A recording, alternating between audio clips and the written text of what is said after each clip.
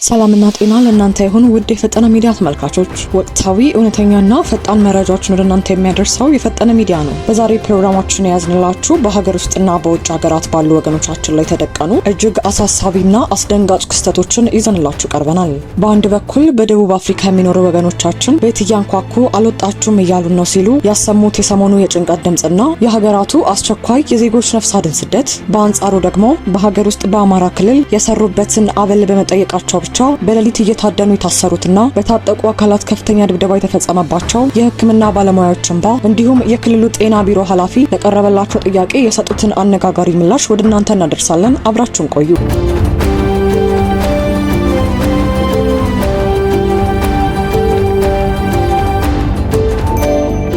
ከሰኔ 23 በፊት ውጡ በደቡብ አፍሪካ የውጭ ዜጎች ላይ ተደቀነው አዲስ አደጋና የሀገሪቱ አስቸኳይ ስደት። የደቡብ አፍሪካ የውጭ ዜጋ ጠል ቡድኖች ስደተኞች ላይ የሚያደርሱትን ዛቻና ጥቃት ላለፉት ጥቂት ጊዜያት ረገብ ብሎ የነበረ ቢሆንም አሁን ግን በአስፈሪ ሁኔታ ገርሽቷል። በተለይም ከጆሃንስበርግ ከተማ ወጣ ብላ በምትገኘውና በርካታ ስደተኞች በሚኖሩባት ሚድራንድ ከተማ ያለው ሁኔታ እጅግ አሳሳቢ ደረጃ ላይ ደርሷል። የአካባቢው ነዋሪዎችና ምንጮች እንደሚያስረዱት ጥቃቱን የሚያስተባብሩት ቡድኖች በአሁኑ ወቅት ስልታቸውን ቀይረዋል። አደባባይ ላይ ከመጮህ ባለፈ ስደተኞች ወደሚኖሩባቸው መንደሮችና መኖሪያ ቤቶች በመሄድ በሩን እያንኳኩ እስካሁን አልወጣችሁም፣ አሁንም እዚህ ናችሁ በማለት ቀጥተኛ የስነ ልቦናና የአካል ጥቃት ማስፈራሪያዎችን እየሰነዘሩ ይገኛሉ። ይህ ድርጊት በስደተኞች ዘንድ ቀጣዩ ሰዓት ምን ይዞ ይመጣ ይሆን የሚል ከፍተኛ የደህንነት ስጋት ፈጥሯል። የዚህ አዲስ ማዕበል መነሻ ደግሞ የጥቃቱ አራማጆች ያስቀመጡት የጊዜ ገደብ ነው። የአመፁ መሪዎች እስከ ሰኔ 23 ቀን ድረስ ሀገራችንን ለቃችሁ ውጡ የሚል ግልጽ ወንጀል የተሞላበት ትዕዛዝ አስተላልፈዋል። ይህ የተቀመጠው ቀነ ገደብ እየተቃረበ በመጣ ቁጥር ውጥረቱ በየአካባቢው እንደ ሰደድ እሳት እየተቀጣጠለ ይገኛል።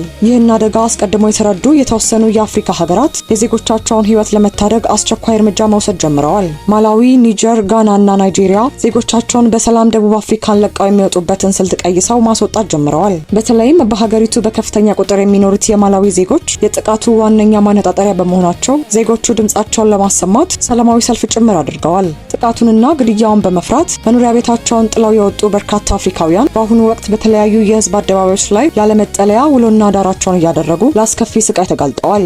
የደቡብ አፍሪካ መንግስት በይፋዊ መግለጫዎቹ ድርጊቱን እንደሚያወግዝና ህግ የማስከበር እርምጃዎችን እየወሰደ መሆኑን በተደጋጋሚ ይናገራል። ሆኖም ግን ከመሬት ካለው እውነታ ጋር ፍጹም አይጣጣምም። የጆሃንስበርግ ነዋሪዎችን ዋቢ በማድረግ የወጡ መረጃዎች እንደሚያመለክቱት በመንግስት በኩል የሚነገረው ወሬና በተግባር ያለው ሁኔታ የተራራቀ ነው። በአንዳንድ አካባቢዎች ግድያን ጨምሮ የንግድ ድርጅቶችን መዝረፍ፣ ንብረት ማውደምና ከባድ ማስፈራራቶች አሁንም በፖሊስ አይን ስር እየተፈጸሙ ይገኛሉ። ይህ የሚያሳየው ወይ የመንግስት መዋቅር ጥቃቱን ለማስቆም ቁርጠኝነት እንደሌለው አሊያም ደግሞ ሁኔታው ከቁጥጥር ውጪ እየሆነ መምጣቱን ነው። በፖለቲካ ትንታኔዎች መሰረት በደቡብ አፍሪካ ያለው ከፍተኛ ኢኮኖሚ ችግርና የስራ አጥነት ቁጥር ፖለቲከኞች የራሳቸውን ውድቀት ለመሸፈን ስደተኞችን እንደ ማስተባበያ እንዲጠቀሙባቸው በር ከፍቷል። በስደት ምድር ላይ ያሉ ወገኖቻችን እጣ ፋንታ እንዲህ በስጋት የተሞላና የነገ ተስፋቸውን የጨለመበት በሆነበት በዚህ አስቸጋሪ ወቅት በሀገራችን ህዝቦች ደግሞ በአማራ ክልል በተለያዩ ሆስፒታሎች ውስጥ ሌሊትና ቀን ህዝብን ለማዳን የሚለፉ የጤና ባለሙያዎች የሰሩበት የትርፍ ሰዓት ክፍያ ተከልክለው መብታቸውን በሰላማዊ መንገድ በመጠየቃቸው ብቻ ለእስራትና ለከፍተኛ ድብደባ ተዳርገዋል። ዝርዝሩን እንደሚከተለው። ከ5 ወራት በላይ ሳይከፈላቸው በሽጉጥ እንዲሰሩ የሚገደዱት ሐኪሞች፣ በአማራ ክልል የሚገኙ የጤና ተቋማት ባለሙያዎች አሁን ላይ የሚገኙት እንባ ቀረሽ በሆነ ምሬት ውስጥ ነው። ከተለያዩ የክልሉ አካባቢዎች የወጡ መረጃዎች እንደሚያመለክቱት በተለይም በሸጋው ሞጣ ጠቅላላ ሆስፒታል ውስጥ ክፍያ ባለመፈጸሙ ምክንያት የስራ ማቆም አድማ ያደረጉ ባለሙያዎች ላይ የመንግስት የጸጥታ አካላት የወሰዱት እርምጃ እጅግ አሳዛኝ ነው። አንድ ስማቸው እንዳይገለጽ የፈለጉ የቀዶ ሕክምና ስፔሻሊስት ሐኪምና ሌሎች የጤና ባለሙያዎች በሰጡት ምስክርነት መሰረት በሸጋው ሞጣ ሆስፒታል መብታቸውን የጠየቁ 9 የጤና ባለሙያዎች በሌሊት በየመኖሪያ ቤታቸው እየተዞረ ታድነው ታስረዋል። ከዚህም በላይ የታጠቁ አካላት ወደ ሕክምና ተቋማት ውስጥ ዘልቀው በመግባት ባለሙያዎቹን በግዴታ ካልሰራችሁ በማለት ከፍተኛ ድብደባና የስነ ልቦና ሽብር ፈጽመውባቸዋል። በአዊ ዞን አገው ግምጃ ቤት መጀመሪያ ደረጃ ሆስፒታልም በተመሳሳይ ሰላማዊ ጥያቄ ያቀረቡ ባለሙያዎች ለስራ ዛቻ በመዳረጋቸው አንዳንዶቹ ስራቸውን ጥለው ለመሰደድ ተገደዋል። ይህ ቀውስ የአንድ ወይም የሁለት ሆስፒታሎች ብቻ አይደለም፣ መላውን የክልሉና የጤና መዋቅር ያናጋ ትልቅ ችግር ነው። እንደ ባለሙያዎቹ ገለጻ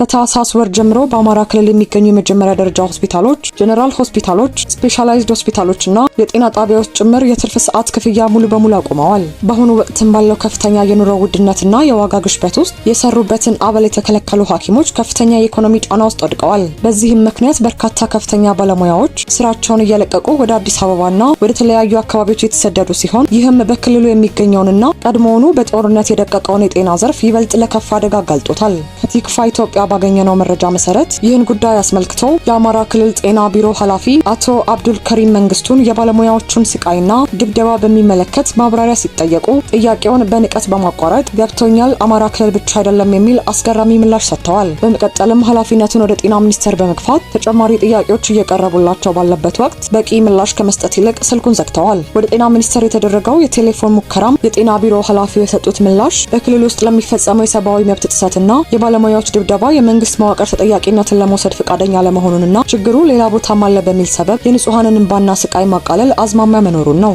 ይህ አካሄድ የጤና ባለሙያዎቹን ከሀገር በማሳደድ የህዝቡን የሕክምና ዋስትና ሙሉ በሙሉ አደጋ ላይ የሚጥል ነው። ውድ የፈጠነ ሚዲያ ተመልካቾቻችን ዛሬ ይዘንላችሁ የቀረብናቸው ወቅታዊ ጉዳዮች እነዚህን ይመስሉ ነበር። እንዲህ ያሉ ፈጣን፣ ታማኝና ጥልቅ ትንታኔ ያላቸውን መረጃዎች በየቀኑ ለማግኘት የፈጠነ ሚዲያ ቤተሰብ ይሁኑ። ቻናላችንን ሰብስክራይብ ማድረጋችሁን አትርሱ።